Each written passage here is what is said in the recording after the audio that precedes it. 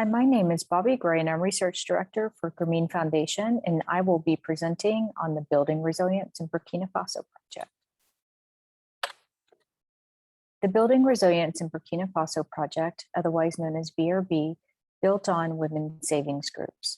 Through women savings groups, we integrated nutrition and agricultural education, agricultural finance through the provision of income generating loans or microenterprise loans through a local credit union, as well as an input loan to support agricultural activities. Also, through the support of the Ministry of Agriculture, we provided agricultural extension support to the savings group members, as well as engaged women savings group members and their spouses in gender dialogues that aim to increase women's negotiating power regarding planning for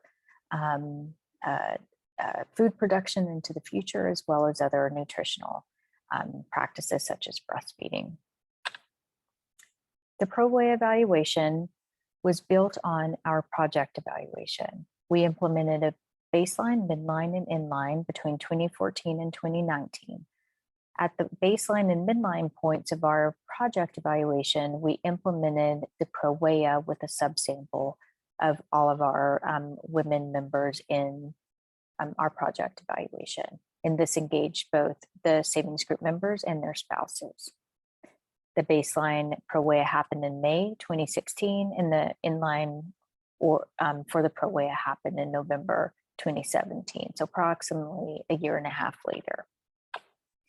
The overall project outcomes for the BRB intervention is that we saw improved income resilience among the women savings group members, improved income diversification, sustained savings despite an economic downturn that happened during the evaluation period, some use of formal micro business and agricultural financing, but many of these financial instruments came into play towards the end of the project period. So there wasn't a lot of implementation time for these financial instruments.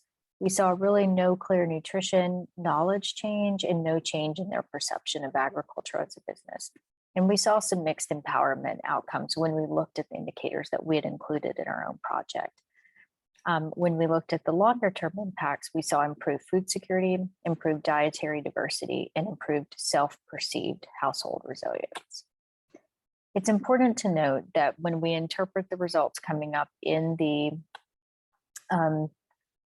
pro-WEAI results, is that at the midline point of our project, which is where we implemented the pro-WEAI inline, many of the women savings group members were reporting poor harvest as the most frequent shock that they had experienced during the prior 6-month period.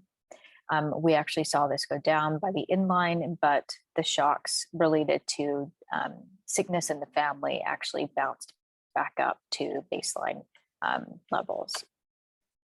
When we look at the pro-WEAI results, we see that the women in BRB or in the treatment, basically their empowerment level stayed the same between the baseline and the inline, but they did see improvements in gender parity.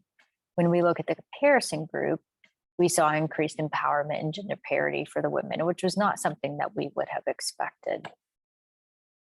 However, when we look at the spouses of the women who have participated in BRB, we see that men's empowerment actually improved in addition to the gender parity that improved for the women. However, comparison spouses, actually their empowerment decreased even when gender parity improved. But this tells us that gender parity improving for women in the comparison group was likely due to loss of men's empowerment.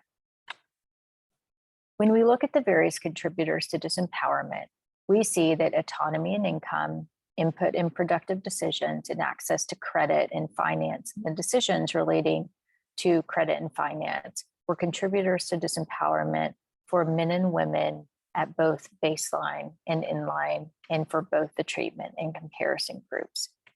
Women in both the treatment and comparison groups, attitudes about domestic violence was much more of a contributor to disempowerment for them, whereas membership in influential groups was much more of a contributor to disempowerment for men. When we conducted a difference in difference analysis to look at adequacy. So basically the various indicators that make up the pro-WEAI. We actually did see that women in the treatment group experienced greater changes in adequacy than the comparison group. So what this tells us is that while the women in the treatment group did not experience significant changes in empowerment, they saw improvements in the indicators, but they did not pass the threshold for empowerment. The BRB intervention may have provided some protection for men and women in the treatment group when they faced this economic downturn that happened at the midline or at the inline of the pro-WEAI, which may be indicative of household resilience, which we did see when we conducted our inline evaluation a year later. And in conclusion, the key lesson that Grameen Foundation learned through this evaluation was the importance of thinking about how we would better engage men in a much more intentional and deeper way to improve the economic strengthening interventions that we would implement in the future. I look forward to any questions or comments as a result of this presentation. Thank you.